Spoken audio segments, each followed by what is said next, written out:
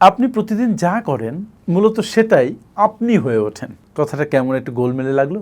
মূলত আপনার প্রতিদিনকার ছোট ছোট অভ্যাস এটাই নির্ধারণ করে আপনি কি হচ্ছেন, আপনি আপনার নিজেকে কি হিসেবে তৈরি করছেন। আসলে successful people are simply those with successful habits. আপনি কি প্রতিদিন সকালবেলা উঠে অন্তত 20-30 মিনিট বই পড়েছেন, এক্সারসাইজ করেছেন, মেডিটেশন করেছেন? আপনি কি হেলদি খাবার খাচ্ছেন? আপনি কি সুন্দর চিন্তা করছেন? আপনি কি সময় মতো ঘুমোচ্ছেন? আপনি কি প্রতিটা মুহূর্তে নিজের প্রতি সুবিচার করছেন?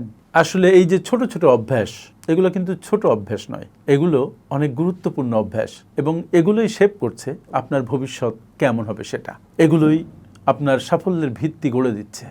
তাই আজকে আপনি নিজেকে একটি প্রশ্ন করুন, আপনার যে যে অভ্যাসগুলো আছে, যেটা আপনি প্রতিনিয়ত করছেন, সেটা কি আপনাকে সফলতার দিকে নিয়ে যাচ্ছে নাকি বিফলতার দিকে নিয়ে যাচ্ছে?